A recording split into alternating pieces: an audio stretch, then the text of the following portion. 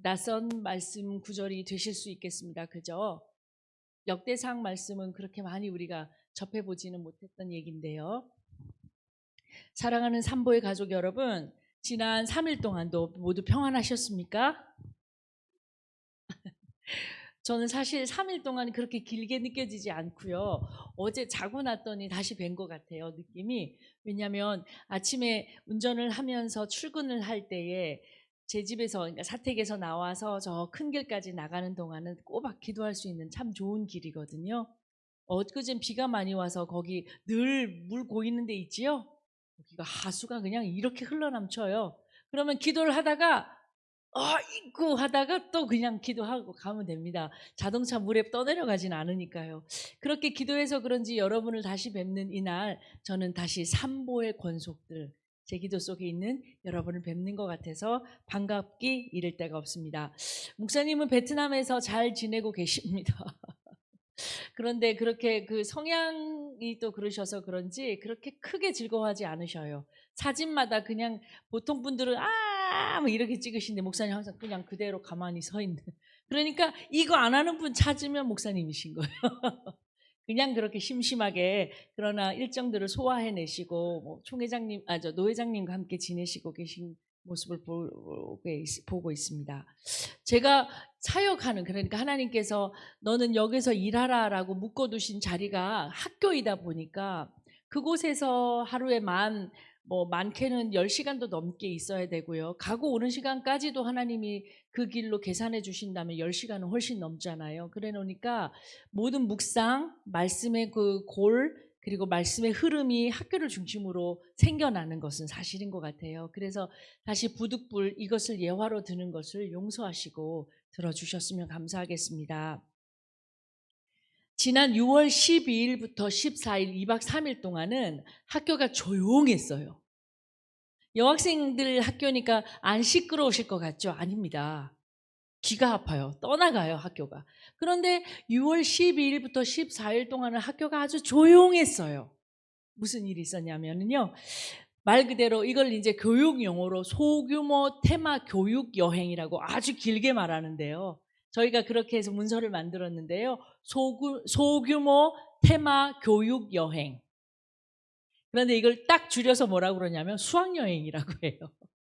수학여행을 떠났습니다. 그날 동안 코로나도 있었고 해서 그동안 도통 계획해보지 못했던 수학여행이 사실은 고등학교 2학년을 대상으로 수학여행이 진행되는 게 맞거든요. 그런데 불쌍한 건 고등학교 3학년, 현재 고등학교 3학년들이 제일 불쌍합니다. 이유는 눈을 떠봤더니 코로나였던 거예요. 그래서 3년의 그 기간 동안에 소풍도 없어, 모임도 없어, 심지어 집에만 가둬뒀어 했던 아이들이 코로나가 풀려서 고3이라고 대학 가야 된다고 공부시키고 있는 거죠. 그래서 이 아이들까지 같이 한번 비행기 태워보자 라고 해서 2학년, 3학년을 묶어서 수학여행, 소규모 테마 교육여행을 떠났는데요. 여러분 어디가 그 장소였을 것 같으십니까? 무려 제주도였어요. 제주도를 간다고 아이들을 그렇게 떠나보내게 됐습니다. 고등학교 수학여행이 진행되었다라고 생각하니까 여러분 머릿속에는 또 제 머릿속에도 딱 두 종류의 사람이 떠올랐어요. 그러니까 여행을 따라가는 선생님이 있을 것이고 여행을 안 따라가고 학교에 남아서 업무를 감당하는 선생님이 있을 것이다. 이렇게 두 종류. 그런데 제가 이번에 경험해 보니까 두 종류가 아니었어요. 진짜 다양한 업무들이 이 안에 속해 있더라고요. 한번 들어보시겠습니까? 예를 들면 말 그대로 학교 전체 공동체가 정말 조금씩 몫을 나누어서, 말 그대로 오늘 이 설교 제목 그대로 몫을 나누어서 이 수학여행을 꾸려갔다는 얘기죠. 저는 일부러 2번을 말했습니다. 몫을 나누어서 이 수학여행을 꾸렸다라고 표현을 드렸습니다. 이 수학여행에서 2학년, 3학년의 담임 교사들은 얄짤없이 빼지도 못하고 들어가지도 못하고 그냥 자기 반 아이들의 엄마 아빠가 되어서 여행을 따라가야 됩니다. 물론 학교에서 여행비를 감당해서 선생님들은 아이들을 맡아서 떠나가야 되니까 담임 교사들은 그 일을 해야 하고요. 학교의 목사인 저는 뭘 했을 것 같습니까? 선생님, 성도 여러분. 저는 뭘 했을 것 같습니까? 전 담임은 아니거든요. 뭘 했을 것 같으십니까? 저는 잘 갔다 와! 이거 맡았어요.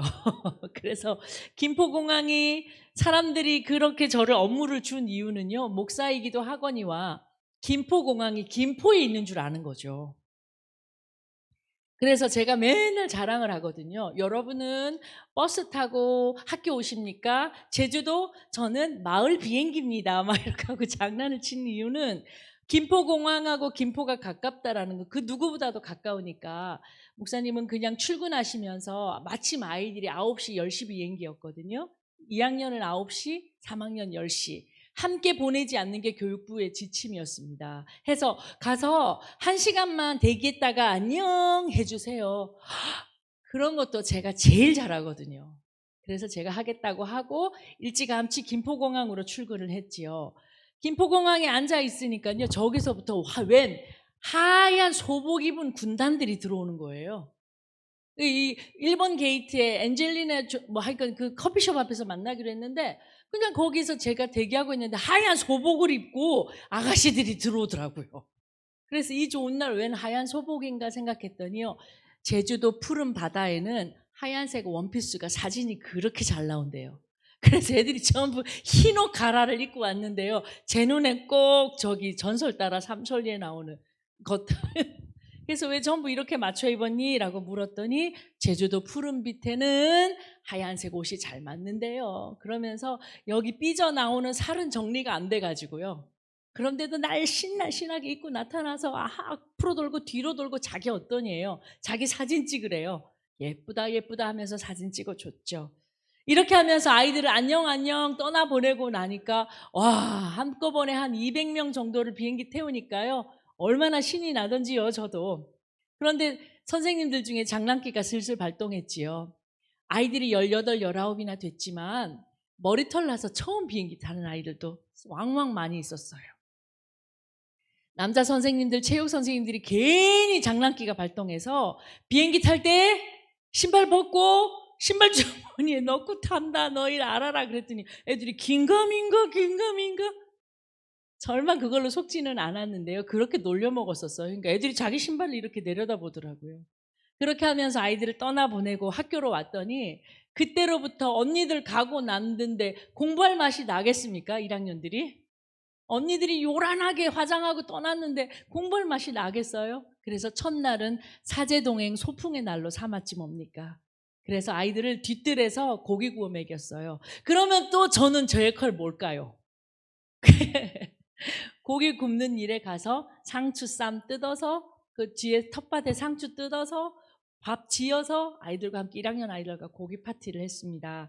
여러 가지 일들을 감당해야 되는데 여러 가지 몫의 일들이 있는데 하나도 개의치 않고 선생님들이 다 자기 몫을 나누어서 그러니까 수학여행이 진행되었다고? 그러면 가는 사람 안 가는 사람 딱 두 종류겠네가 아니었습니다.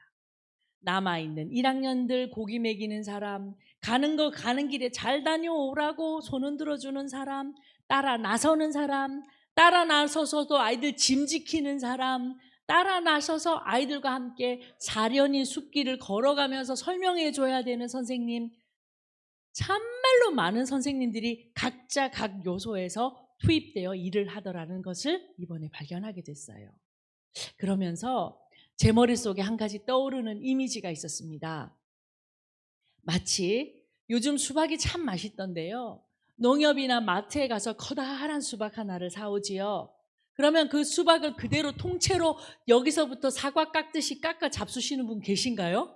수박을 통째로 아그작 그렇게 먹을 수 없잖아요. 어떻게 먹지요? 수박 큰 거를 큰 부엌칼로 두 동강을 내고 그 수박 큰 거 두 동강 낸 것도 큰데 거기에 숟가락 꽂아서 마구 먹는 사람 없지요. 그 큰 것을 또 나누어 4분하고 4분을 8분하고 8분을 16분하고 그것도 모자라서 우리는 더 다다다다다다다 쪼갰더니 온 식구들이 온 공동체 사람들이 한 조각 두 조각씩 먹으며 수박 하나를 마침내 다 먹어내는 그런 그림이 제 머릿속에 떠오르더라는 얘기입니다. 그렇다면 무슨 얘기를 하고 싶으냐면 하나님의 나라는 오늘 제가 설교 말씀의 제목으로 삼은 것처럼 몫을 나누어서 참여하는 활동이 바로 하나님 나라의 일이라는 것을 고백하게 됩니다.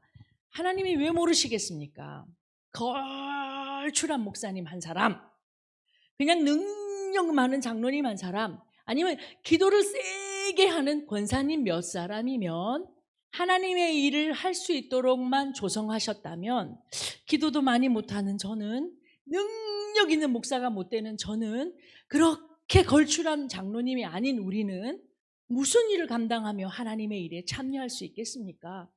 만약에 하나님의 온 인류 역사를 걸출한 영웅 호걸 한 사람으로 인해서 다른 사람들은 턱받치고 구경하고, 힘있고 능력 있는 그 사람을 통해서 하나님이 혼자서 일하시는 일로만 인류의 역사를 끌어오셨다면, 성경을 그렇게 만들어내셨다면 우리는 거기에 명함을 내밀 수가 없는 사람들이지요. 저부터가 그렇습니다. 그러나 하나님은 느리더라도, 하하 시간 많이 걸리네, 느리더라도, 비록 그가 더디어서 오래 기다려야 할지라도 너는 이만큼, 그대는 요만큼, 그대는 또 요만큼, 커다란 수박을 8분, 16분, 32분 하듯이 하나님의 나라 큰 사역의 일을 쪼개셔서 모두 각자가 몫을 나누어 참여하게 하신다라는 비밀이 하나님 나라 일에 숨어 있습니다.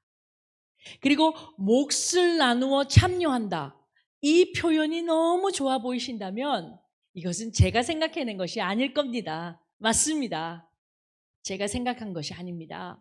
이 얘기는 누가 했냐면 미국의 유명한 종교교육학자인 토마스 그룸이라는 사람이 하나님의 나라를 가르치며 가르치는 일을 감당하는 자들을 가르치려 할 때에 공동체의 일들이란 무엇일까? 그렇다, 몫을 나누어 참여하는 것이다 라는 표현을 쓰기 시작하셨고, 저는 그 말에 감동하여 여러분에게 전하는 자에 불과합니다.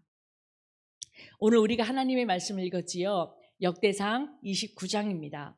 저도 역대상을 쭉 따라보다 보면 그만 초점을 놓쳐버려요. 생각보다 그렇게 쉽게 읽히는 책은 아니었었어요. 이것이 역대하에도 또 다른 관점에서 쓰여지고, 이게 열왕기 상하에 또 다른 관점으로 쓰여지는데, 내가 지금 어디서 읽고 있다가 놓쳤지? 쉽게 길을 잃는 자리가 되는 것도 맞습니다. 그러면 오늘 이야기를 조금 더 들여다보면 어떠시겠습니까? 오늘 우리가 읽은 역대상 29장의 말씀은 역대상 28장과 원래는 쌍둥이처럼 붙어있던 장입니다. 이것을 현대의 성경으로 분절하여서 이쪽은 28장, 이쪽은 29장으로 띄어냈다라고 하지요. 그리고 28장에는 다윗이 성전 건축합시다 여러분! 이라고 모든 사람의 마음에 후후 하고 동기를 부여하는 대목이 실려 있습니다. 그리고 29장에 와서는 이렇게 준비하고 이 모든 어려운 일을 나는 하나님 나라로 가야 되는데 이 미약하고 유소한 이 작은 솔로몬 내 아들에게 부탁하게 되었네요. 하나님 감사합니다. 라는 내용이 실려 있습니다. 그런데 이제 29장에 보시면 다윗이 길고 긴 세월을 마감할 때가 되었음을 우리가 감지할 수 있거든요. 다윗은 수를 다하고 이제 하나님 나라로 떠나갈 때가 다 되었답니다. 그런데 남아있는 식솔들을 바라봤더니 아직 유소한, 그러니까 몸이 유소하다는 게 아니라 아직 미약하고 연약한 솔로몬이 자기의 등 뒤에서 자기의 왕위를 이어가야 된다는 사실을 이 다윗이 깨닫고 있습니다. 그러면서 28장에 이어 29장에서 성전 건축해야 되는 백성 여러분, 이때 딱 세 가지만 기억해 주십시오 라고 세 가지를 지목하고 있는데, 이 세 가지가 바로 저에게는 은혜가 되는 구절이었습니다. 그럼 이 다윗이 돌아갈 날이 다 되어서 오늘 내일 하는 이 늙은 노왕 다윗이 젊은 왕 솔로몬을 코앞에 두고 백성들에게 당부한 이 세 가지를 알려드려도 되겠습니까? 첫째는 성전 건축을 도맡을 지도자인 솔로몬이 어리고 미숙하다라는 사실을 백성 여러분 좀 알아주십시오 라고 말하고 있어요. 대부분 왕이 세자를 책봉할 땐 세자가 얼마나 출중한지를 사람들에게 공포하죠. 그리고 그렇게 출중한 세자이니 너희들은 다 무릎을 꿇어라 할 만한데, 다윗은 그렇게 하지 아니하고, 다윗 나는 하늘나라로 가는데 내 아래에 있는, 내 뒤에 너희들의 왕이 될 솔로몬은 유소하고 작게 이를 데가 없다. 이걸 백성 여러분 기억해 주십시오. 이게 성전 건축의 첫 번째 당부의 표현입니다. 왜 그렇게 했을까요? 솔로몬이 연약하다는 것을 공포하면서 다윗은 다음 얘기를 잊지 않고 있습니다. 그러니 그 옆에 책사들과 현명하고 오랜 세월을 살아온 노숙, 연약하지 않으신 여러 어르신들께서 이 어린 솔로몬을 좀 맡아주십시오.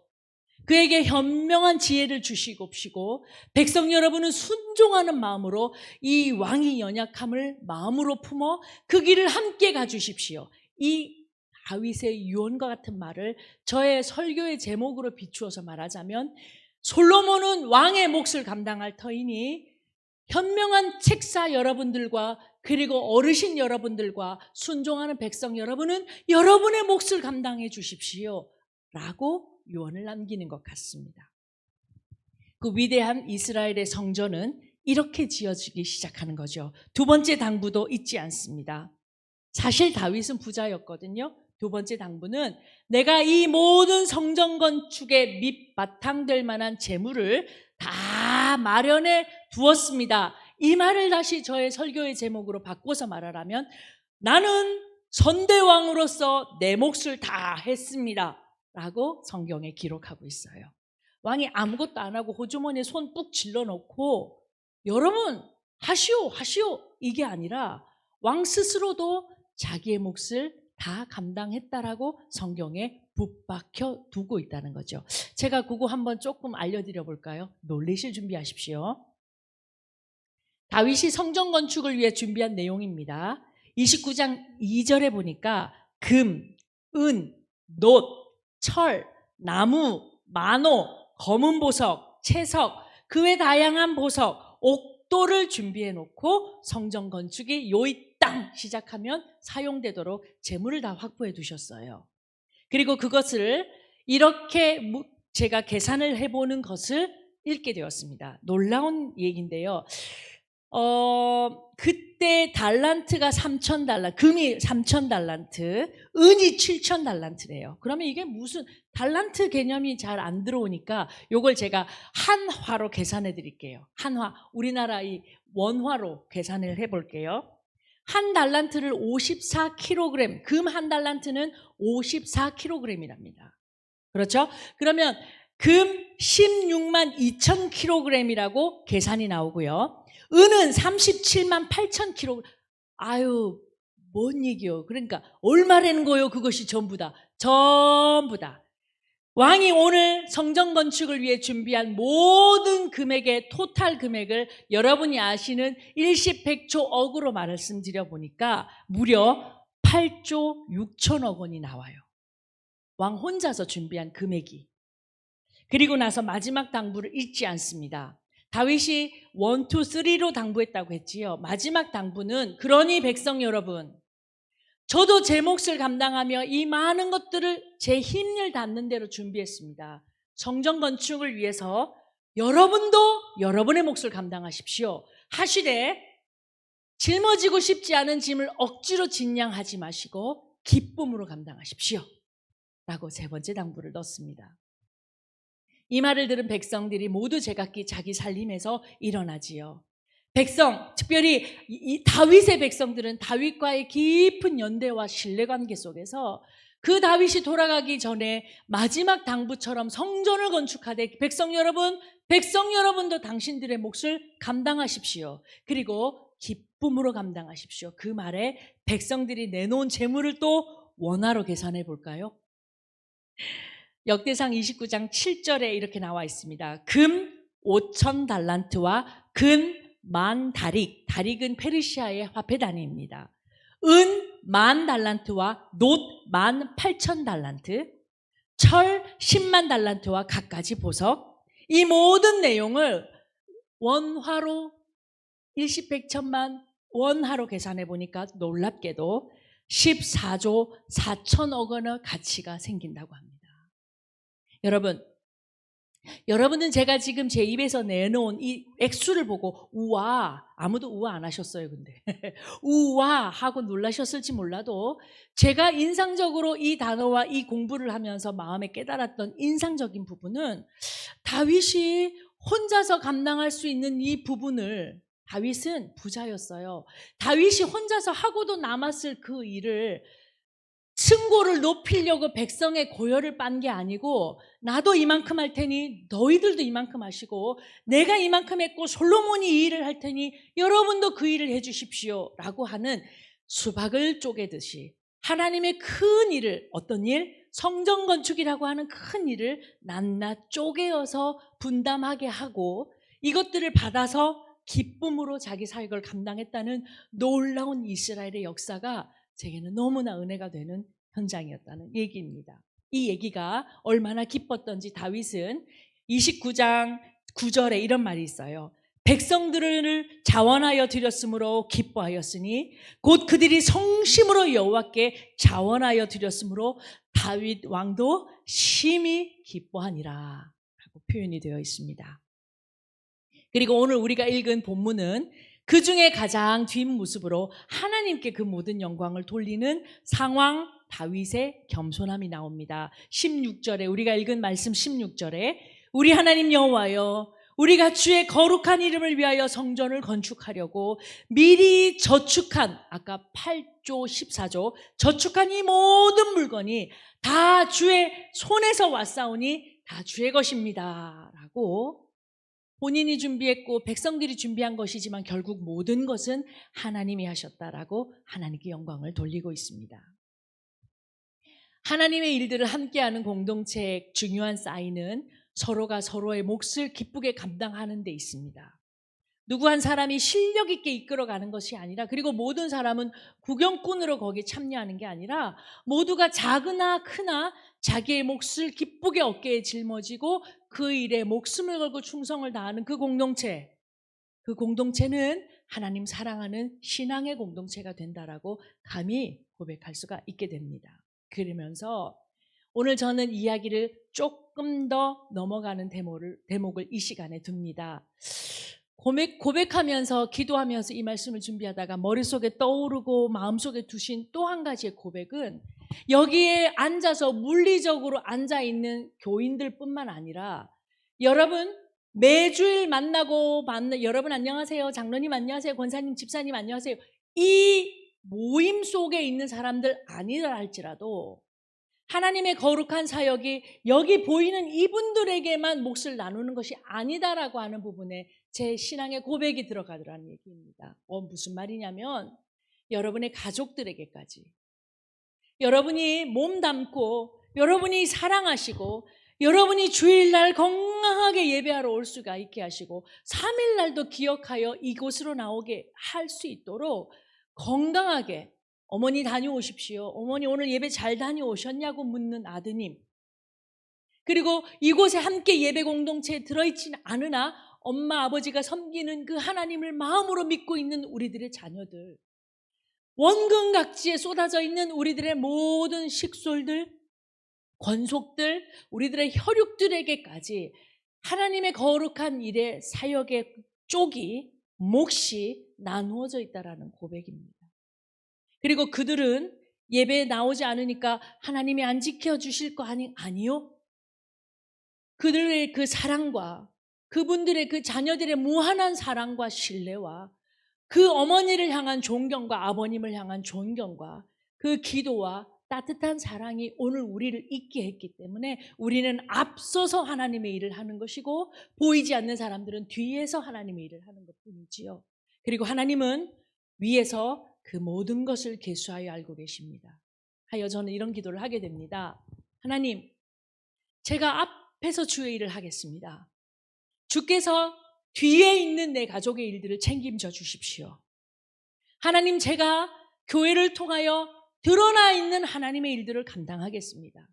하나님이 드러나 있지 않는 내 가족의 일을 감당해 주셔서 내가 돌보는 내 자녀가 아니라 하나님이 돌보시는 내 자녀. 그래서 사람이 돌보는 사람이 아니기에 하나님께서 책임지시는 생명나무가 되게 해달라고 고백하게 됩니다. 그리고 하나님이 돌보시면 사람의 일보다 훨씬 더 능력 있는 일들이 우리 자녀들 안에서, 우리 어머니들 속에서, 우리 가슴 속에서, 우리 가정 안에서 일어난다라고 하는 고백이지요. 여러분, 혹시 You Quiz on the Block이라는 그 프로그램을 아십니까? 아십니까? 반응 한번 보여주십시오. 아시는 분? 잘 모르시죠? 잘 모르시면 제가 설명 조금 드릴게요. 유재석이라고 하는 아시죠? 유재석. 메뚜기 유재석. 유재석 아시죠? 유재석하고 무슨 세호죠? 어머. 지사님 어떻게 아세요? 조세호 맞아. 지금 제가 정세호라고 말했는데 조세호와 함께 둘이서 이렇게 프로그램을 진행하는 수요일마다, 오늘 지금 집에 돌아가시면 하고 계실 겁니다. 거기에 유명한 사람 또 화제가 될 만한 사람, 이야기가 많은 사람을 초대해서 작은 의자에 앉아서 서로 담소 나누며 마음의 생각들을 내려놓고 서로 격려하고 이야기 나누는 그런 프로그램인데요. 오다 가다 한 번씩 이런 얘기를 들은 적이 있습니다. 한 번은 정동식이라고 하는 국제 축구 심판이 나오셨어요. 그런데 저기서부터 저벅저벅 아유 안녕하십니까 하고 조세호 씨와 유재석 씨를 향해 걸어오는 폼새부터가 건장하세요. 그래서 우리는 이렇게 생각했어요. 아우 저분은 국제 심판이라고 하니까 얼마나 많이 공부했겠노. 얼마나 좋은 축구 클럽에서 자기 실력을 쌓았겠노. 우리 그렇게 생각하게 되지요. 그리고 눈빛이 선선하고 잘 웃는 우리 한 40대 초반쯤 되셨나요? 이분이 자리에 턱 앉으셔서 내오는 얘기가 깜짝 놀랐어요. 거기 나오는 분들이 다 깜짝 놀랄 이야기를 갖고 오지만 정동식이라는 사람 이름을 기억해 놓으십시오. 이분은 어떤 이야기를 갖고 있냐면 4살에 부모님 다 돌아가셔서 남의 집에 천덕꾸러기로 여기 집에 며칠 저기 집에 며칠 4살부터요. 그렇게 다녔대요. 그러다가 자기가 이제 여기서는 더 이상 식은 밥을 먹기도 어렵겠다 싶어서 혼자 나와서 4가지 5가지 일을 하면서 더운 밥 먹어도 부실했을 그 청소년 시기를 혼자서 지낸 거예요. 제가 고등학교 아이들 만나보니까요. 고등학교 애들 세상 아무것도 몰라요. 버스 카드만 긁고 다닐 줄 알지 세상 아무것도 모르는 애들인데 이분은 18, 19에 혼자 자기 혼자 책임을 지기 시작한 거예요. 그러다가 어렵게 해서 1억이란 돈을 모았답니다. 그런데 그 1억을 누가 사기쳐 먹었어요. 싹 잃어버렸대요. 그러면서 자기는 죽을 생각밖에 나지 않았을 때 그 고생하던 막노동, 택시, 안 해본 것 없이 다 했던 그 젊은 시절 자기에게 이런 생각이 들더라는 거죠. 나 아직 젊으니까 또 하면 돼. 그래서 하루에 2,000원으로 밥도 안 먹고 2,000원밖에 못 썼답니다. 자기를 위해서 밥값으로. 그런 고행과 고생을 해서 오늘날 국제심판, 축구심판이 됐고 아들 삼형제를 뒀어요. 잘 살았죠. 근데 지금도 환경미화원으로 아침에는 환경미화를 하고 국제심판을 하러 축구장에 가신답니다. 천성이 부지런한 사람이고 천성이 본인에게는 자기에게 투자하지 않고 열심히 하고 충성되는 사람이에요. 그런데요. 그런 그를 바라보려고 인터뷰하는 자리에 연예인 본다니까 아마 아들이 따라 붙었겠죠. 아들 삼형제 중에 둘째가 아들 데리고 그 인터뷰장에 왔어요. 그래서 유재석 씨가 아들에게도 인터뷰를 합니다. 아들 안녕하시냐고. 아들에게 아버지는 어떤 사람인가요? 유재석 씨가 물었어요. 그랬더니 중학교 1학년, 3학년, 고등학교 1학년쯤 돼 보이는 그 아무것도 모르는 아이가 자기 아버지를 향해서 말을 뗍니다. 우리 아버지는요 하더니 애가 이미 그만 목소리에 물을 가득 머금은 거예요. 자기 아버지가 얼마나 고생하는지를 아니까 이 어린 게 우리 아버지는요 착하고 부지런한 분이십니다 라고 말끝을 흐립니다. 하고 싶은 얘기는 더 많지만 내 아버지의 얘기를 내 세세히 다 말할 수 없지만 착하고 부지런하신 분입니다 라고 먼 산을 보며 눈을 끔뻑끔뻑해요. 아이, 그런데 이 모습을 바라보던 강건하게 그냥 세상의 모든 돌이라도 다 씹어먹을 것 같은 정동식 씨가, 인터뷰 내내 웃고 있던 정동식 씨가 자기 아들이 그렇게 말하니까 그만 무너져 버리는 거예요. 그러더니 인터뷰라는 것도 잊어먹고 거기서 자기 양복 바지에 물이 다 묻을 정도로 뚝뚝뚝뚝 눈물을 흘리면서 우는 거예요. 그러니까 유재석 씨도 다음 진행을 못하고 마이크 내려놓고 같이 울어버리는 거예요. 그러니까 아버지인 거죠. 그리고 저는 그 두 아버지들이 울고 있는 장면 위로 모든 걸 걸고라는 문장이 지나가더라고요. 저는 거기서 오늘 설교의 힌트를 얻었습니다. 아, 앞에 나와서 일하고 있는 아버지. 그런데 그 아버지가 벌어다 주는 돈으로 호위호식할 것 같은 어린 아들도 아버지가 빗질하고 있는 그 빗자루 위에 함께 일하고 있는 것이고, 아버지가 남들에게 군소리 먹어가며 축구 심판 보는 그 땡볕의 한나절 축구장 안에도 그 어린 아들이 함께 들어와 있었던 것이고, 그래서 아버지는 그 아들 생각하면서 그 가족 생각하면서 모든 걸 걸고 이 일을 감당했던 거구나. 이 시각을 하나님께로 옮기면 하나님이 여러분이 하시는 모든 일에 잘한다 잘한다 잘한다, 내 일이 부요해지는구나 이렇게 여기지 아니하시고, 여러분의 숨어있는 자녀들을 복주시는 것이며, 여러분의 보이지 않는, 교회에 없다고 해서 안 있는 것이 아니니까, 여러분 어디에 있으나 여러분 기도 가운데 품고 있는 자녀들을 복주시고 계시다는 것을 믿어지게 되는 것이죠. 그리고 이 모든 것에 몫이 함께 나누어져 있다는 것을 고백하게 됩니다. 고백하게 됩니다. 제게 자녀를 4개나 주셨잖아요, 하나님이. 전 진짜 4개를 낳을 생각 1도 없었어요. 믿거나 말거나. 근데 낳았어요. 그리고는요, 여러분 다 돌아가시고 나서 깜깜해졌을 때 혹시라도 불이 켜져 있거나 혹시라도 비가 오는 날 창문이라도 열려 있을까봐 제가 안 나갑니다. 큰아들 교회 가서 불 좀 끄고 와. 큰아들 뭐 예배당 가서 뭐 하고 와. 둘째 아들 뭐 좀 하고 와. 말 끝이 흐려지기도 전에 쏜살같이 튀어나가요. 그러면서 이렇게 해요. 복 받을 일이야 니네. 하나님의 집을 지키는 건 아무나에게 주는 게 아니야. 복 받을 일이야. 정말로요. 그들의 몫이 있다라는 것을 알기 때문에, 그렇다고 앞으로도 계속 심부름을 시켜보도록 하겠습니다. 솔솔하고 제가 하는 일보다 훨씬 땡실하니까요. 근데 제 말의 방점은 우리 자녀들도 우리 주의 거룩한 사역 안에 함께 들어와 있다라는 거예요. 그러니 이 모든 일들을 기쁨으로 여러분의 몫을 감당하시면 그걸 조각 맞추어서 한 장의 예쁜 그림으로 만들어내실 분은 따로 계십니다. 우리는 우리의 몫을 감당하고, 여러분의 자녀는 여러분의 자녀의 몫을 감당하고, 여러분의 배우자는 여러분의 배우자의 몫을 감당하고, 하나님의 위에서 아름다운 퀼트 이불로 만드셔서 온 세계 지구 가운데 덮으실 것입니다. 거룩하고 복된 사역이 우리 삼보재단을 통해 일어나기를 간절한 마음으로 축복합니다. 그리고 우리를 통하여 세세대대토록 우리에게 주신 이 자녀들을 통하여, 자녀가 자녀를 낳는 세대까지 하나님의 복음이 온 땅을 이불처럼 덮게 되기를 주님의 이름으로 축복합니다. 잠깐 기도하실까요? 오늘은 자녀를 놓고 잠깐 기도하는 시간 가졌으면 좋겠습니다.